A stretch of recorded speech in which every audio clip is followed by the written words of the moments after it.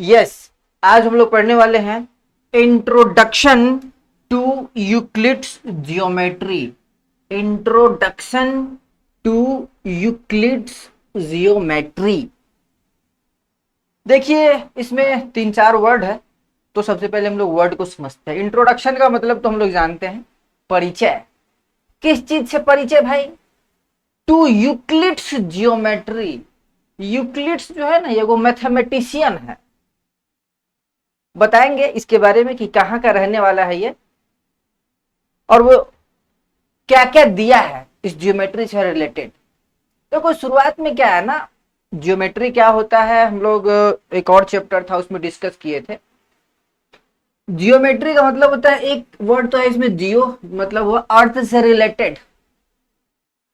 मेट्री, Matterhorn मतलब measurement, मतलब कि अर्थ से रिलेटेड जो मेजरमेंट है, या अर्थ पे जितने भी चीज है उसका जो मेजरमेंट से रिलेटेड जो कहानी होता है, जैसे एरिया का मेजरमेंट हो गया, लाइन, इंटरसेक्टिंग लाइन वगैरह वगैरह, इस तरह की जो चीजें होती है जिसमें जिसका इस्तेमाल करके हम लोग रियल लाइफ के प्रॉब्लम को सोल्व करते हैं, या एरिया वगैरह मेजर करते हैं, या लंबाई वगैरह मेजर करते हैं, या पैरेलल लाइन के बीच कितना डिस्टेंस है, ये सब का अंदाजा लगाता है। ये सब जियोमेट्री के अंदर में आता है। इसके अंदर में बहुत कुछ आता है।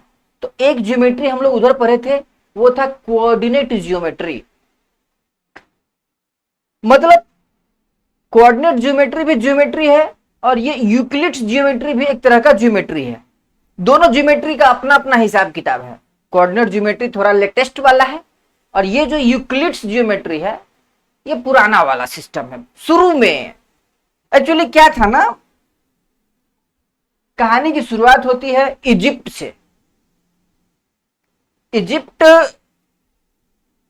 में एक नदी है जिसका नाम है नील नदी। आप देख सकते हैं, इजिप्ट में नील नदी है, और नील नदी के आसपास इजिप्ट की अधिकतर जनसंख्याएं बसती है, या बसती थी, कह सकते हैं, ज्यादा बेहतर रहेगा।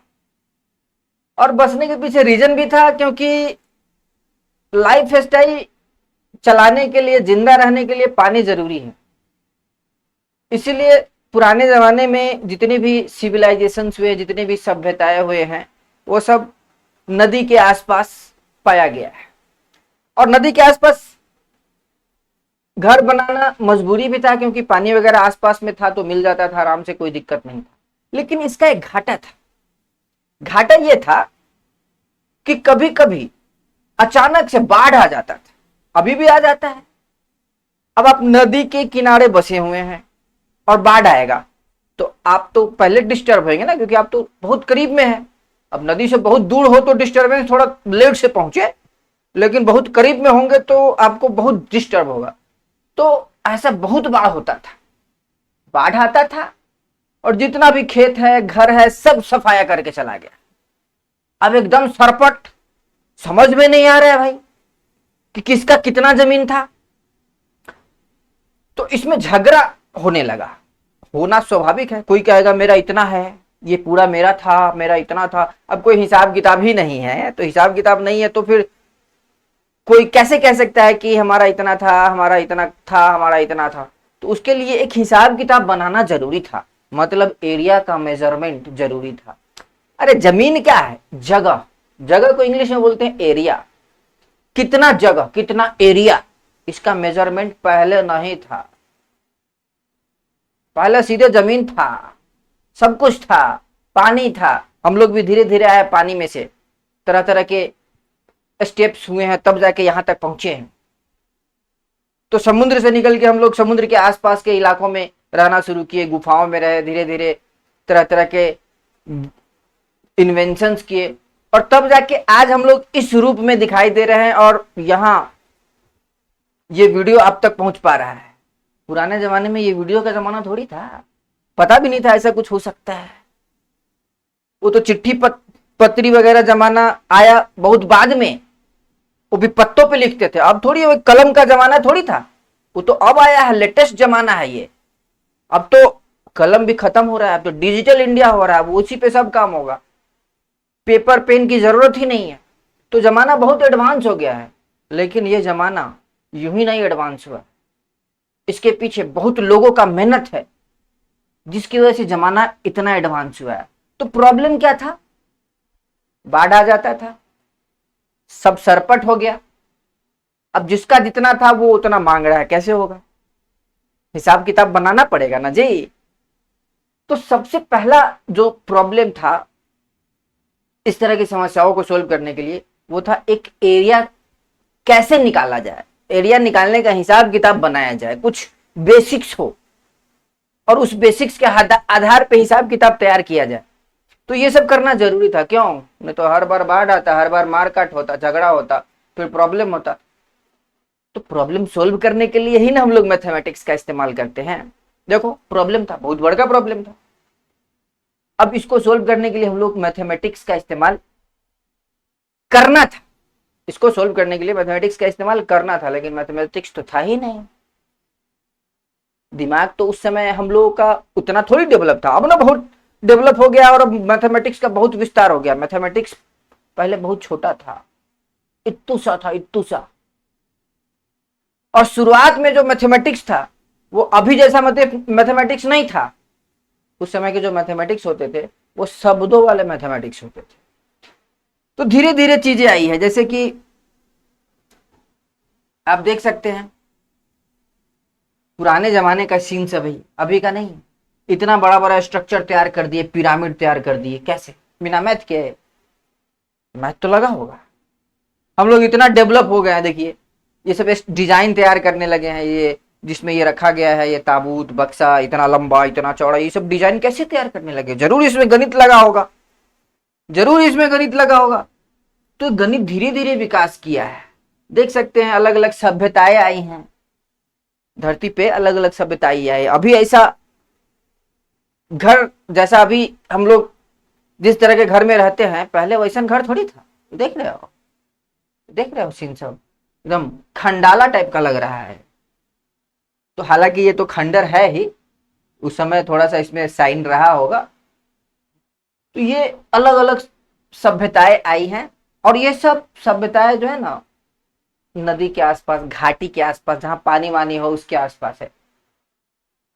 तो ये सभ्यता रही है, उसमें अलग अलग तरह के देख रहे हो ये ड्राइंग्स रही है।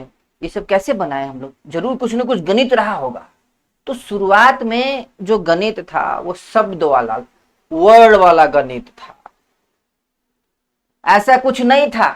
शुरुआत में जो ज्ञान था उस ज्ञान को ओरली बांटा जाता था। हमको कुछ ज्ञान हुआ, हम दूसरे को बता देंगे, दूसरा तीसरे को बता देगा, और इस तरह से ज्ञान का विस्तार होता रहेगा। किताब उताब लिखने वाला सिस्टम तो था ही नहीं। तो मैथ में भी अगर कुछ ज्ञान किसी के पास था थोड़ा बहुत, तो वो लिखित रूप में ऐसा कुछ नहीं था, और उसका कोई विशेष सिस्टमैटिक ढंग का हम लोग साइंस डेवलप नहीं किए हुए थे। लेकिन काम चालू था, इस तरह की चीजें हो रही थी, ये सब बन रहे थे। लेकिन मैथमेटिक्स का कुछ खास, जैसा अभी हम लोग मैथ बना दिए हुए हैं, चैप्टर 1, चैप्टर 2, चैप्टर 3, इसमें ये पढ़ना, इसमें ये पढ़ना, इसमें ये पढ़ना, उस तरह का ऐसा कुछ सिस्टमैटिक नहीं था। लेकिन ये सब काम चालू था। धीरे धीरे विकास हुआ है और लोगों का दिमाग का ढक्कन खुला है। ये आप देख सकते हैं मोहनजोदाड़ो, बहुत बड़ा शहर है, पुराने जमाने का शहर। ये अब खंडर बन गया है। देखो कितना बड़ा बड़ा शहर डिजाइन किया था, ये तब का है। तो इसको बनाने में ईटा लगा होगा। ईटा कितना लंबा होगा, कितना चौड़ा होगा, कितना हाइट होगा, इसका तो गणित होगा ना जी। तो ये सब गणित आया कैसे, कब से है ये गणित? ये सब सिटी है, धीरे धीरे विकास किया। ये देखो पूरा, ये भी पुराने जमाने का ही है, वो मोहनजोदाड़ो वाला था, वो भी सिटी है। ये है बेबीलोन, बहुत हाईटेक सिटी सब है, देख रहे हो? थोड़ा क्लोज में चल के देखते हैं, देख रहे हो सिटी वगैरह ये एकदम कैसा, कितना बढ़िया शानदार रूम वगैरह बनाया हुआ है। कैसे? बिना मैथ के इम्पॉसिबल। आज किसी घर का नक्शा तैयार करना हो तो कौन करता है? इंजीनियर करता है। इंजीनियर मतलब जिसको मैथ आता है। मतलब इस तरह के स्ट्रक्चर आज के इंजीनियर को अगर बोला जाए बनाने के लिए तो मैथ लगाएगा, फिजिक्स भी लगाएगा, और भी चीजें लगा सकता है, लेकिन मैथ तो पक्का लगेगा। उस समय, ये बहुत पहले का है, ये बीसी में चले जाइए, अभी का नहीं है। 1 2 3 4 5 करना शुरू किया तब से भी 2022-23 पहुंचा हुआ है। वो उससे भी पहले की कहानी है, बहुत पहले की कहानी है। इस तरह के घर तब हुआ करते थे, राजा महाराजाओं वाला। धीरे धीरे डायरेक्ट नहीं आया, यहाँ पे डायरेक्ट नहीं आया, धीरे धीरे आया, बहुत वक्त लगा इसमें। लेकिन ये जो राजा महाराजा टाइप का घर दिख रहा है, इसको बनाने में जरूर गणित लगा होगा। तो किस तरह का गणित था, कैसा था, नहीं था, यही आपको इस चैप्टर में डिस्कस करना है। धीरे धीरे विकास किए हैं घर वगैरह से लेकर। अब पहले क्या था ना, लोग पैदल चलते थे या घोड़ा वगैरह था, उसमें ढक ढक ढक ढक ढक ढक ढक ढक ढक ढक, घोड़ा वगैरह पर चलते थे, हाथी वगैरह पे भी बैठ के चलते थे।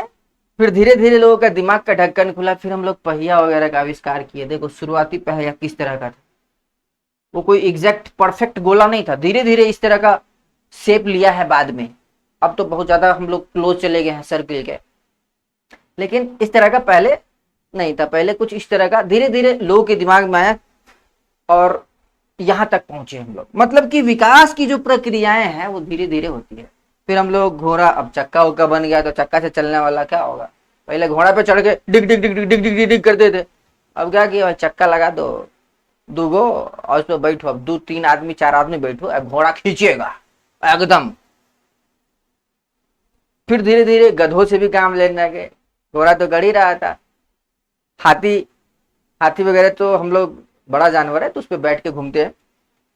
धीरे धीरे इस तरह का चक्का वाला युग आया है। अब तो चक्का क्या, अब तो वो वाला युग आ गया है, तो बहुत एडवांस हो गए हैं। लेकिन इस एडवांसमेंट की दुनिया तक पहुंचाने में कुछ तो बेसिक्स फंडा रहा होगा मैथमेटिक्स का। ये पूरा हिस्टोरिकल चैप्टर है, जैसा कि शुरू में ही बताया थे हम आपको, इंट्रोडक्शन। बस इंट्रोडक्शन लेना है, विशेष नहीं पढ़ना है। क्यों, ये ओल्ड मॉडल हो गया हुआ है मैथ का। हम लोग जो मैथ पढ़ते हैं अभी वो पढ़ते हैं coordinate geometry, vector geometry, 3D वगैरह, वो सब ज्योमेट्री हमारा अलग हो गया, थोड़ा बढ़िया वाला हो गया, ट्रिगोनोमेट्री वगैरह भी आ गया है। ये जो अभी पढ़ रहे हैं ना, ये ओल्ड वाला है। तो इसमें कुछ इंपॉर्टेंट बातें हैं जो आपको जान लेना है, याद रखना है, एग्जाम में पूछता है। तो दिस एग्जाम्पल्स जरा आप देख लीजिए, मैं एक बार रीडिंग डाल देता हूं। These examples show that geometry was being developed and applied everywhere in the world, but this was happening in an unsystematic manner. What is interesting about this development of geometry in the ancient world is that they were passed on from one generation to the next, either orally or through palm leaf messages or by other ways. Also, we find that in some civilizations like Babylonia, geometry remained a very practical oriented discipline, as well as the case in India and Rome.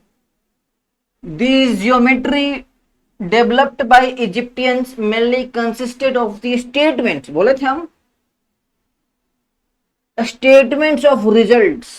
Statement होता था, ऐसा कुछ गणित बनाना a+b का whole square बराबर इस तरह का गणित नहीं था, वो अलग स्टेटमेंट वाला गणित था। वही पढ़ना है आपको, यहाँ पे जानना है थोड़ा सा बस। तो there were no general rules of the procedure. अब कोई ऐसा कोई खास गणित का जो नियम कानून नहीं था, एक फैक्ट था, एक स्टेटमेंट था, उसको हम लोग यूज करते थे। इनफैक्ट बेबीलोनियंस दिखाए थे ना, बड़का बड़का एकदम हाईटेक शहर सब बेबीलोनिया वाला सब बनाया फोटो कहते हैं मैथ स्ट्रॉन्ग रहा होगा। एंड इजिप्टियंस शुरू में दिखाए थे ना, वही रोम वाला, हाँ, used geometry mostly for practical purposes. Babylonia and Egyptian सब है ना, जियोमेट्री का इस्तेमाल प्रैक्टिकल काम के लिए करते हैं, जैसे कुछ कंस्ट्रक्शन वगैरह करना हो वगैरह, तो उसके लिए। And did very little on development it as a systematic science, मतलब कि उसका इस्तेमाल करके वो अपना काम तो करते थे, लेकिन उसका कोई विशेष साइंस मतलब किताब नहीं तैयार करते थे। काम चालू था और ज्ञान बटा रहा था और काम चालू था। मतलब इस तरह से किताब उताब में लिखित रूप से संयोग के संजो के रखने का काम नहीं करते थे। मतलब पहले ज्ञान बांटा जाता था, अब ज्ञान बेचा जाता है। सोचो कितना बदल गया दुनिया। But in civilisations like Greece या ग्रीक जो भी है, the emphasis was on the reasoning behind why certain constructions work। Patience रखो, थोड़ा सा लाइन दोहरा देते काम आएगा। देखो काम तो चल रहा था, घर वगैरह बन रहे थे, बिल्डिंग वगैरह बन रहे थे, कैनल वगैरह बन रहे थे। अरे अभी जिस तरह का लाइफ स्टाइल हम लोग जी रहे हैं, पानी अंडरग्राउंड पास हो रहा है, लैटरिंग रूम अलग, बाथरूम अलग, उस तरह बहुत पहले का है ये सब डेवलप किया हुआ, तब आज चल रहा है। आज ऐसा डेवलप किया गया वैसा चल रहा है। बहुत जानवर तो कुछ डेवलप नहीं किया, वो तो इधरे उधरे कर लेता है कहीं भी। हम लोग डेवलप कर लिए, हम लोग समझदार हो गए, हम लोग को लाज शर्म लगता है। तो ये सब डेवलपमेंट धीरे धीरे हुआ है। The Greek were interested in establishing the truth of the statements they discovered using deductive reasoning. इसमें ज्यादा दिमाग नहीं लगाना है, एक बार पढ़ देते हैं, याद रखना है खाली। चलिए अब आ गया थी, अब इंपोर्टेंट पॉइंट है। एक ग्रीक मैथमेटिशियन, कहानी की शुरुआत किए थे इजिप्ट से, और इजिप्ट पे ही आएंगे, बीच में ये सब भी आ रहे हैं। ग्रीक वैसे भी थोड़ा सा बहुत जगह नाम सुनोगे, ग्रीक का ये वर्ड है। ग्रीक मैथमेटिशियन थेल्स, नाम सुने हो ना, थेल्स थ्योरम पढ़ेंगे हम लोग क्लास 10 में, पहले भी सुने होंगे। Thales is credited with giving the first known proof. This proof was the statement that a circle is bisected, that is cut into two equal parts by diameter। पहला गणितज्ञ है थेल्स। Who tells, पहली बार क्या tales,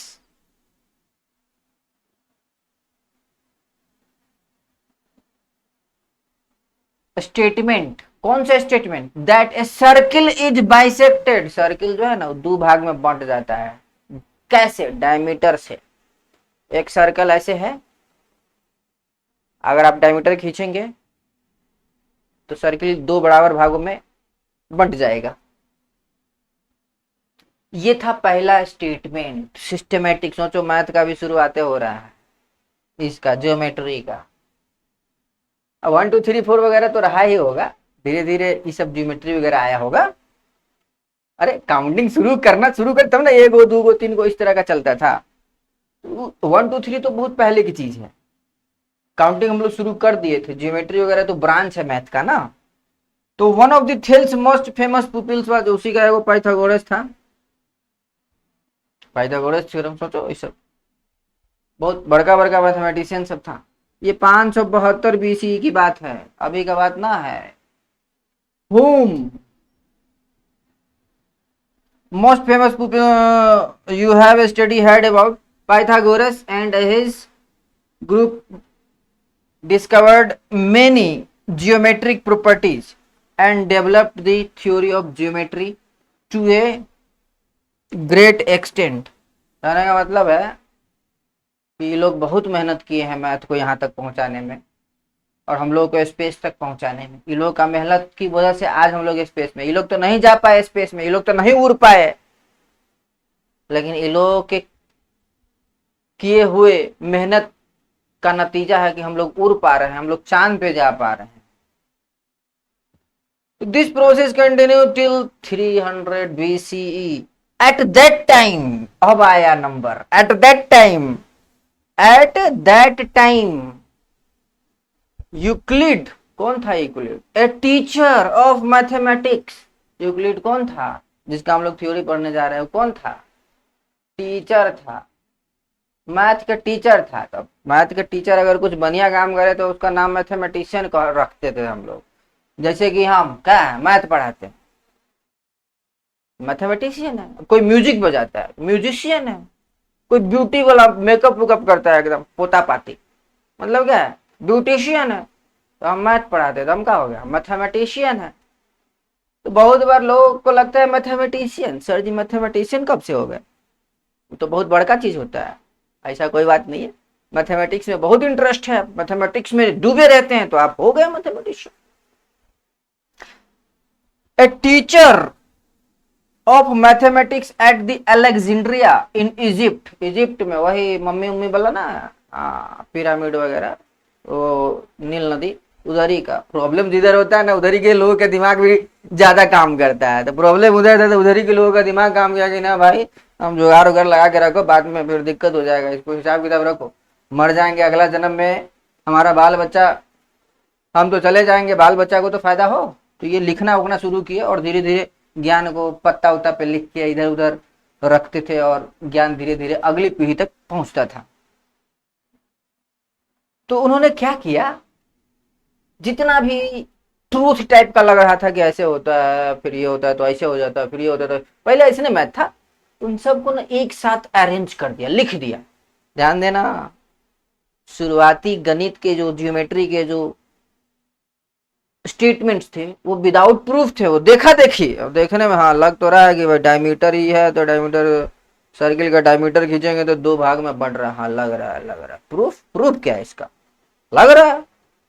तो इस तरह से इन्होंने क्या किया, collected all the known work and arranged in the famous treatise. मतलब उन्होंने क्या किया कि जितना भी ऐसा इंपोर्टेंट पॉइंट सब था जिसका प्रूफ नहीं था लेकिन था, उस सब को एक जगह पे लिखना शुरू किया और वही आपको पढ़ना है।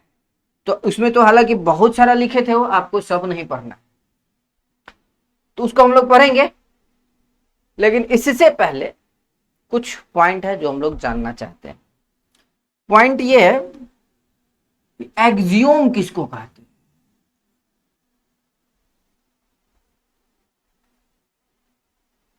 वही शुरुआत में देखने से लगता था कि ये सही है, जैसे diameter divides a circle into 2 equal parts, diameter divides a circle into 2 equal parts. मान लो ये डायमीटर है, सॉरी सर्कल है, ये डायमीटर है, तो diameter divides circle into 2 equal parts. दिख गया, समझ गया।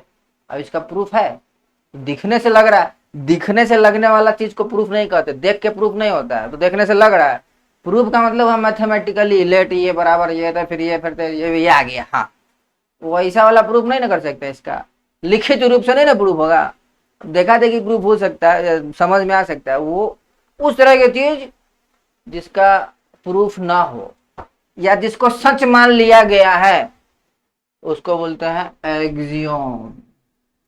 इसी का दूसरा नाम है पोस्टुलेट। देखो एक्सियोम बोलते हैं, जब भी हम एक्सियोम बोलते हैं तो दुनिया में हर वो चीज इसमें इंक्लूडेड है जो है देखने में सही लग रहा है बट प्रूफ नहीं है उसका, उसको एक्सियोम बोलते हैं। लेकिन अगर वो एक्सियोम मतलब बिना प्रूफ वाला चीज जियोमेट्री से रिलेटेड है तब उसका नाम पोस्टुलेट रख देते हैं हम लोग। या ये कहो कि एक्सियोम अगर मतलब ऐसा चीज जिसका प्रूफ ना हो, अगर वो ज्योमेट्री से रिलेटेड हो तो उसका नाम पोस्टुलेट होता है। मतलब एक्सियोम और पोस्टुलेट देखा जाए तो एक ही चीज है, पोस्टुलेट मैथमेटिकल वर्ड हो गया थोड़ा एक्सियोम का। तो वही है, a statement that is accepted as true without proof, उसको बोलते हैं हम लोग एक्सियोम या पोस्टुलेट। और एक होता है थ्योरम। थ्योरम वो होता है जिसका प्रूफ किया जा सकता है, किस चीज का यूज करके। एक्सियोम कुछ चीजों को हमने मान लिया कि वो सच है, उसके बाद बाकी चीजों को उस माने हुए सच के आधार पर मतलब एक्सियोम्स के आधार पर प्रूफ कर सकते हैं। तो उस तरह की चीजों को बोलते हैं थ्योरम। तो थ्योरम भी मिलते रहता है मैथ में अलग अलग जगहों पे, ये थ्योरम वो थ्योरम वो थ्योरम, एक्सियोम्स भी मिलता रहता है। तो यहाँ पे आपको एक्सियोम्स के बारे में जानना है और कुछ थ्योरम्स भी देखेंगे हम लोग। तो ये कुछ एक्सियोम्स है, ध्यान देना, प्रूफ तो है नहीं इसका, पढ़ लेते एक बार समझ लेते हैं कि हाँ ऐसा बात है। तो पहला एक्सियोम क्या है भाई, पहला एक्सियोम है a point is that which has no part. ये कह रहा है कि ये पॉइंट इज दैट पॉइंट वो है, पॉइंट कौन है, विच हैज नो पार्ट, जिसमें कुछ है ही नहीं। ओह माय गॉड, ऐसी चीज जिसमें कुछ है ही नहीं, वो तो होगा ही नहीं, तो दिखाई भी नहीं देगा। तो पॉइंट एक्चुअल में वही चीज है जो है ही नहीं। मतलब एक्चुअल में देखा जाए तो पॉइंट को हम ड्रॉ तो नहीं कर पाएंगे, क्योंकि है ही नहीं तो ड्राइंग कैसे होगा फिर। तो पॉइंट का मतलब होता है ये जो दिखाए हैं ये पॉइंट एक्चुअल में है नहीं, दिस इज नॉट पॉइंट। क्यों? क्योंकि point is that which has no part, जिसमें कुछ हो ही ना, मतलब कुछ ना हो, मतलब कोई पार्ट ना हो।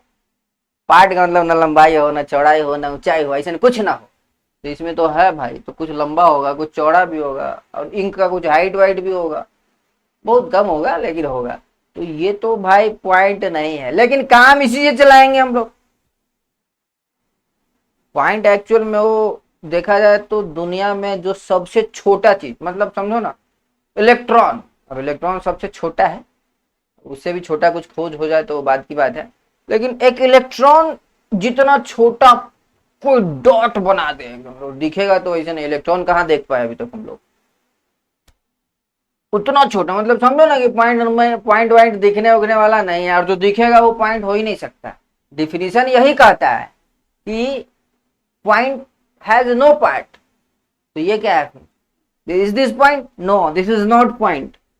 लेकिन हम लोग इसी से काम चलाएंगे। अब कोई चीज को डिफाइन करना है तो डिफाइन तो कर दिए, point has, point is that which has no part, तो दिखाना भी पड़ेगा, समझने के लिए तो दिखाना पड़ेगा ना जी, कैसे समझ में आएगा। तो दिखाएंगे तो जरूर कुछ ना कुछ लंबाई चौड़ाई मोटाई हो ही जाएगा। मतलब एक्चुअल में पॉइंट ड्रॉ करने का किसी का औकात नहीं है इस दुनिया में। अच्छा, जब पॉइंट ही ड्रॉ करने का औकात नहीं है तो लाइन ड्रॉ कर सकते हैं क्या? नहीं कर सकते हैं।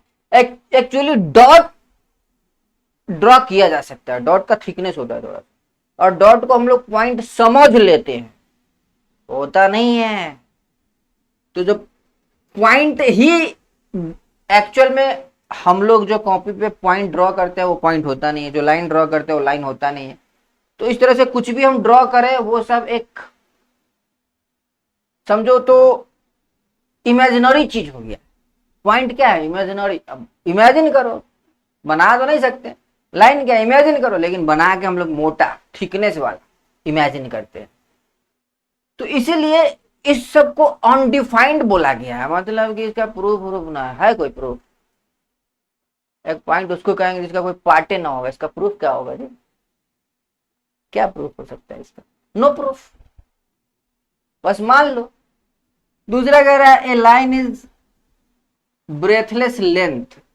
लाइन क्या है? जिसमें चौड़ाई ना हो, जैसे ये क्या है, लंबाई और चौड़ाई, जिसमें ये चौड़ाई वाला जो है ना हो, मतलब छोटा कर दो, मान लो इतना, यही है, इसी में दोनों आ गया या समटा गया, ऐसे छोटा छोटा छोटा होते होते मान लो यहाँ आया, ये लाइन यहाँ बनाए और इस तरह से क्लोज आ रहा है ऐसे, तो इसी पे चढ़ गया है। तो इस तरह का कह रहा है कि line is breathless length.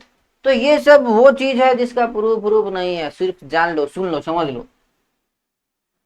The end of a line are points. Line का एंड पॉइंट क्या होता है? एंड क्या होता है? पॉइंट। जैसे ये लाइन है तो लाइन के एंड में क्या हो? एक पॉइंट, क्योंकि point point point point point से ही तो लाइन बनता है। Point point point point point इस तरह से बनाते जाएंगे अनंत तक। इस जन्म में नहीं हो पाएगा हालांकि, लेकिन मान लो समझने के लिए, तो लास्ट में क्या मिलेगा? Point. The end point of line are points. Line का जो एंड पॉइंट होता है वो पॉइंट होता है। इसका कोई प्रूफ नहीं। तो ऐसा ही था पहले का गणित। अब ना गणित जो है बहुत एडवांस हो गया है। Fourth number, a straight line is a line which lies evenly with the points on itself.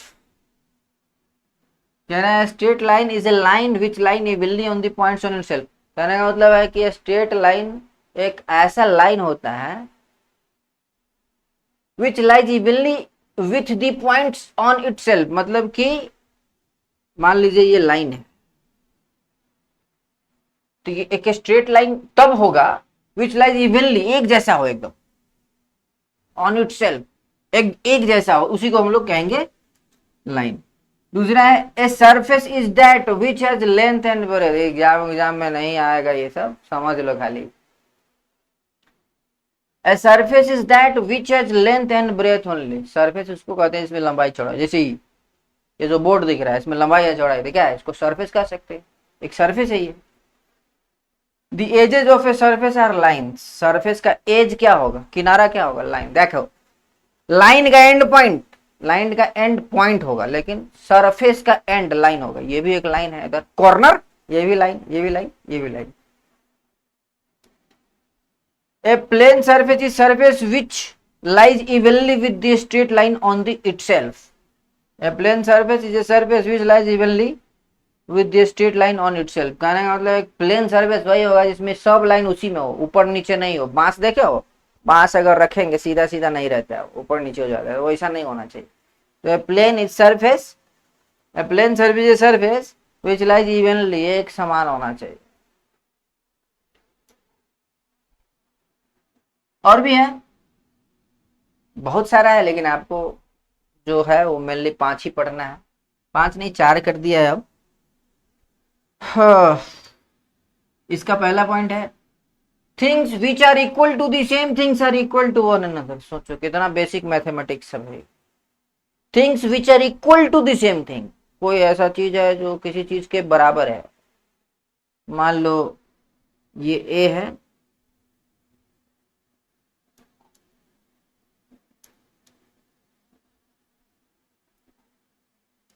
मान लो ये ए है, ये बी के बराबर है, और ये सी है जो वो भी बी के बराबर है।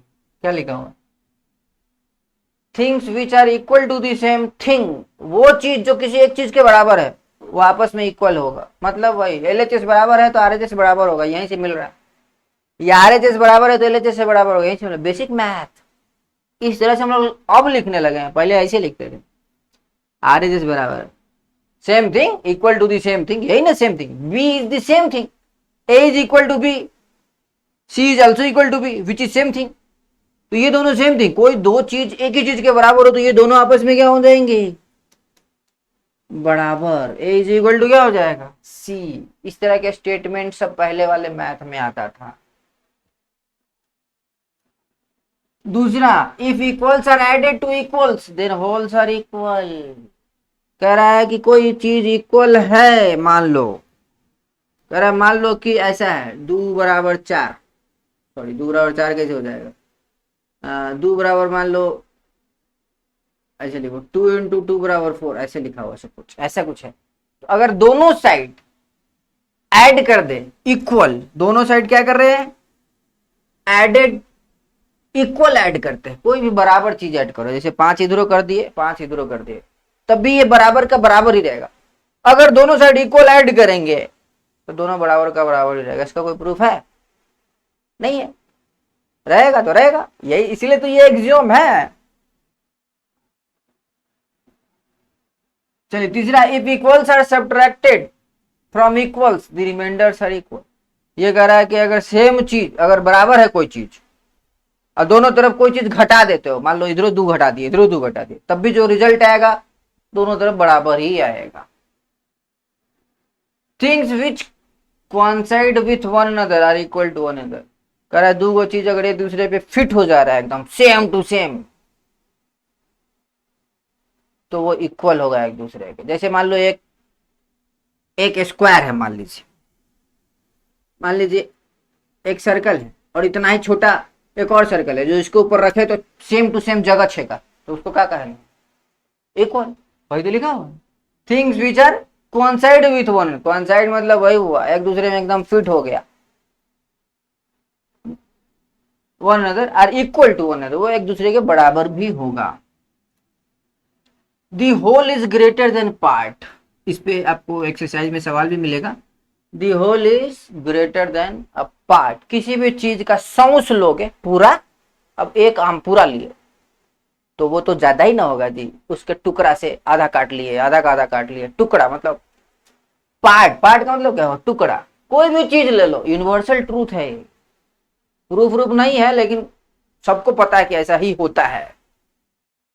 The whole is greater than the part, कहीं भी हम पूरा whole is greater than the part, खाली आंख से, खाली आंख से बात करें, कंपेयर करें, तो खाली आंख से कंपेयर करेंगे तो आंख से टोटली बड़ा ही होगा, कान से करें तो कान से भी टोटल बड़ा ही होगा, मतलब whole is always greater than the part.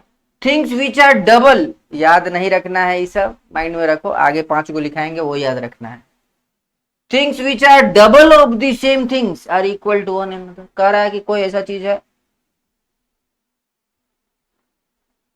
जो सेम चीज का डबल है। जैसे मान लीजिए ये बी, मान लीजिए कोई चीज है एक्स और दूसरा है वाई, और ये डबल है। Things which are double of the same thing, x is equal to 2y, मान लो जेड इज इक्वल टू भी 2y, double of the same thing,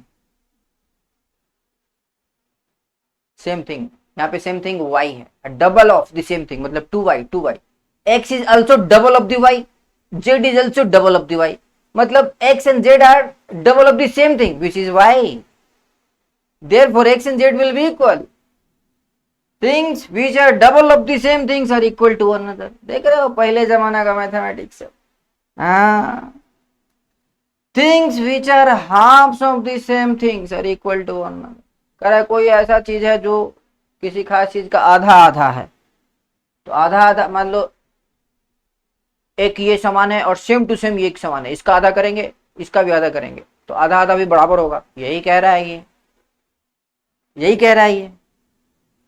things which are halves of the same thing, आधा है, are equal to one another. तो ये सब एक जियोम है, इसका कोई प्रूफ है नहीं, स्टेटमेंट खाली माइंड में रखना है, एग्जाम में तो वैसे नहीं आना चाहिए। चलिए अब हम लोग पढ़ने वाले हैं यूक्लिड्स 5 पोस्टुलेट्स, मतलब एक्सियोम ही है ज्योमेट्री से रिलेटेड। तो ये 5 को पोस्टुलेट पढ़ेंगे, क्योंकि प्रूफ तो है नहीं, तो सिर्फ जानना है और इसको याद रखना है। पहला है ए स्ट्रेट लाइन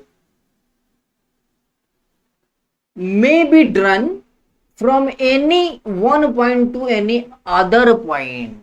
समझ लेना गौर से, ये एग्जाम में आ सकता है।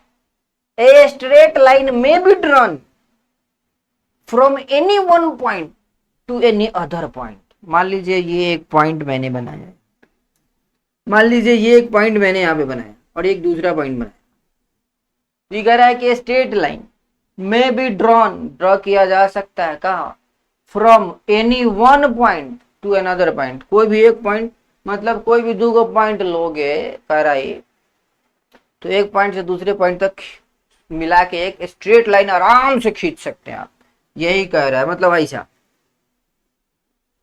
ऐसा आराम से किया जा सकता है, जहां पे ये 2 पॉइंट लिया था हमने, इसको तुम ऐसे भी कह सकते हो, इसको ऐसे भी समझा जा सकता है।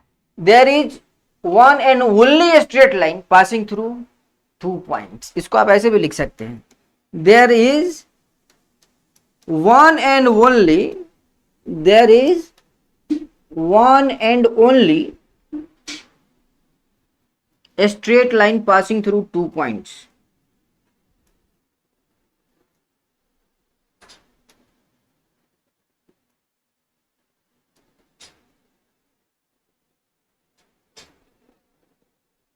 मतलब 2 पॉइंट अगर आप लेते हैं तो उससे एक और केवल एक ही लाइन पास करेगा। इसको हालांकि आगे थ्योरम बना दिया है, इसको प्रूफ किया जा सकता है by using this, a straight line may be drawn from any one point to another point.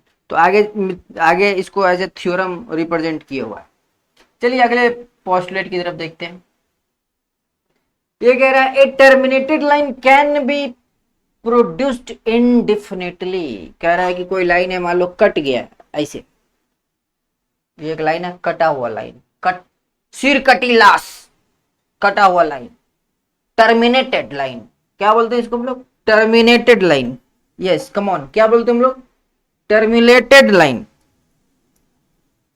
Can be produced. क्या है? Terminated line can be produced मतलब बढ़ाया जा सकता है। प्रोड्यूस का मतलब होगा बढ़ाना। इनडेफिनिटली मतलब कि जहां तक मन है वहां तक बढ़ाइए, मतलब कह रहा है इसको जहां तक ले जाना ले जा सकते हैं आप, इसको भी जहां तक ले जाना ले जा सकते हैं, दोनों साइड। समझ रहे हैं ना? पहले इतना ही था, मतलब कि टर्मिनेटेड था ये सभी। लाइन सेगमेंट था ये, समझो ना, लाइन सेगमेंट था, उसको बढ़ाते रहो, बढ़ा सकते हो, लाइन बना सकते हो। ये सेकंड पोस्टुलेट, इसको याद रखना है, प्रूफ तो है नहीं। तीसरा,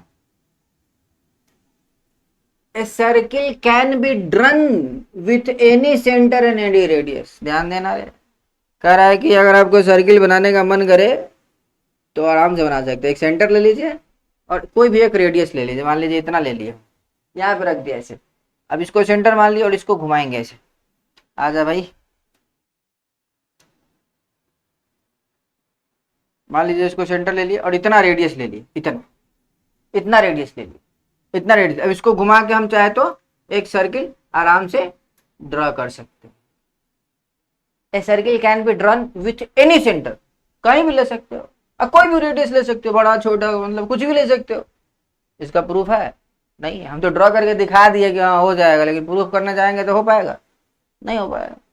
इसलिए तो पोस्टुलेट सर्किल याद रखना। A circle can be drawn with any center and any radius। ये सब पोस्टुलेट एग्जाम में आता है, याद रखना। अगला पोस्टुलेट है, कह रहे हैं all right angles are equal to one another. कह रहा है 90 डिग्री है, कहीं भी हो, यहां पे 90 डिग्री बनाइए। ये अप्रोक्स में है, चाहे कहीं भी 90 डिग्री बनाइए, 90 डिग्री हर जगह का एक ही होगा, सेम टू सेम होगा। जितना ये थोड़ा सा ये वैसे हो गया मान लो अप्रोक्स में, वो दोनों सेम टू सेम है। 90 डिग्री कहीं भी बनेगा ना, वो बहुत same to same ditto match करेगा। All right angles are equal to one another. Right angle समझते हो ना, 90 डिग्री। गुड, ये है आपका लास्ट पोस्टुलेट जो आपको पढ़ना है। वैसे तो बहुत था, आपको कम कर दिया गया है, सिलेबस में ये हटा दिया हुआ है, लेकिन पढ़ लो, कोई ज्यादा खास है नहीं। क्या कह रहा है ये? A straight line falling on two straight lines. ध्यान देना, फॉलिंग इन लव, यहां भी फॉल कर रहा है। A straight line falling on two straight है, मान लो दो स्ट्रेट लाइन है ऐसे, तो कैसे हो सकता है? दो स्ट्रेट लाइन है, इसमें एरो दे दो, दो स्ट्रेट लाइन करा। ये स्ट्रेट लाइन मतलब एक स्ट्रेट लाइन फॉलिंग गिरता है कहाँ? On two straight line.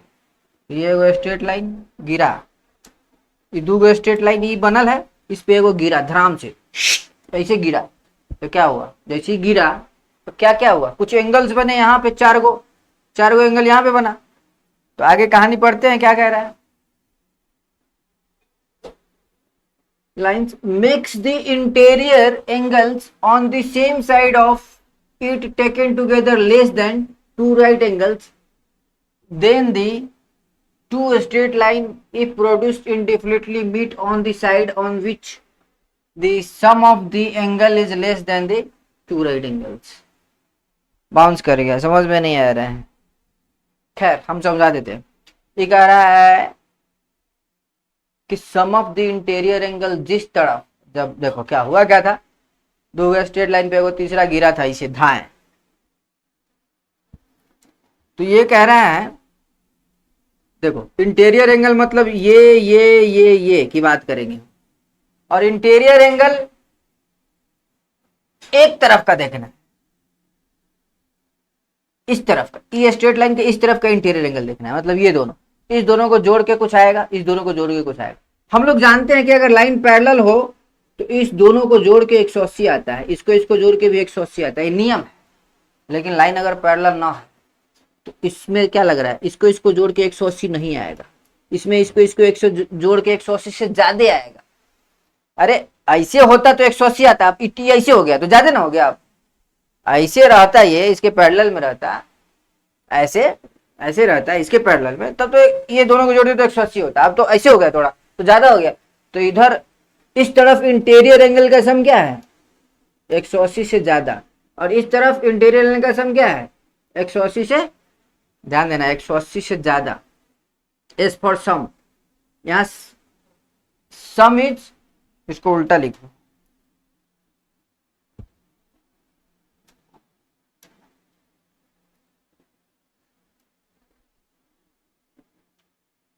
हाँ तो समझ लो यार ये क्या है, ये इन दोनों को जोड़ते हैं तो 180 से क्या हो रहा है, ये कम हो रहा है। एस इज 180 से लेस।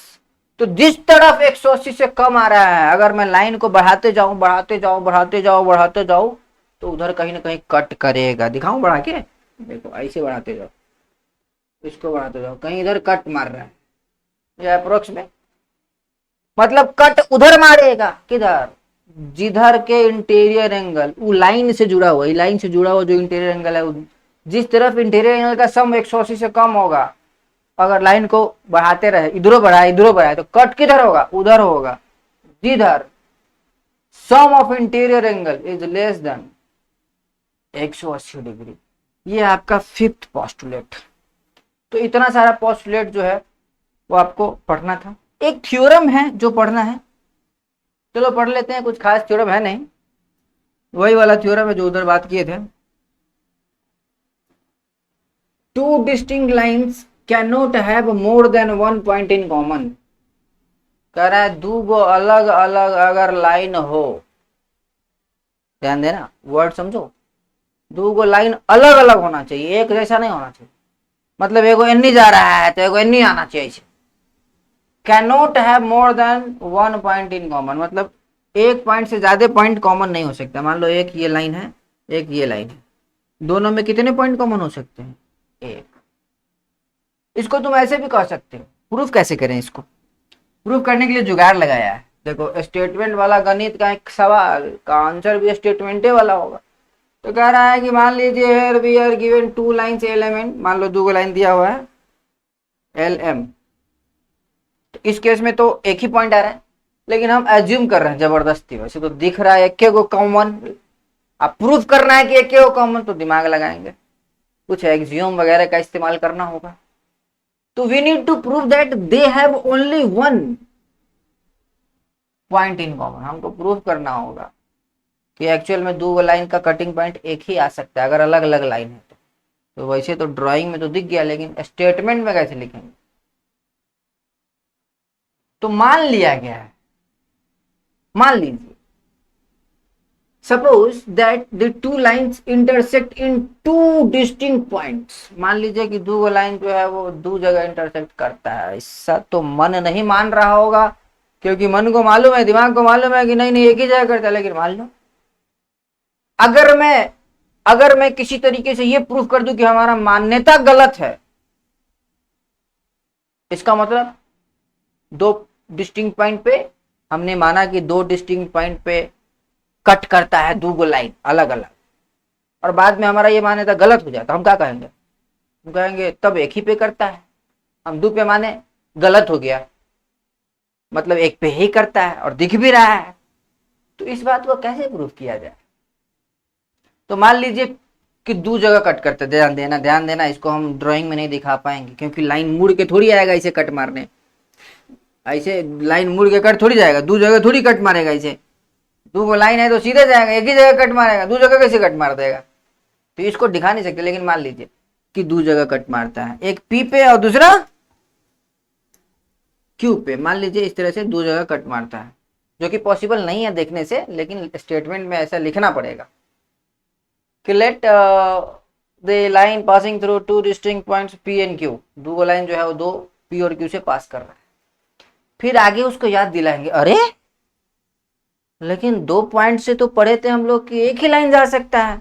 तो अगर ये दो पॉइंट है और इससे ये भी जा रहा है और इसी दो पॉइंट से ये भी जा रहा है, और हम लोग पहले से पढ़े हुए हैं कि नहीं दो पॉइंट से तो एक ही जा सकता है। हमने माना कि दो पॉइंट कट कर रहा है, लेकिन फिर याद आया कि अरे रे रे रे रे रे दो पॉइंट से तो एक और केवल एक ही लाइन पास कर सकता है।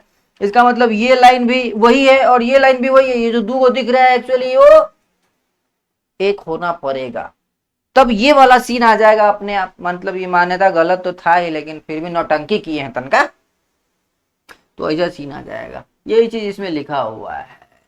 इसलिए हम लोग कह सकते हैं कि कभी भी दो लाइन इंटरसेक्ट करेगा तो वो एक पॉइंट पे इंटरसेक्ट करेगा, दो जगहों पे इंटरसेक्ट कर ही नहीं सकता।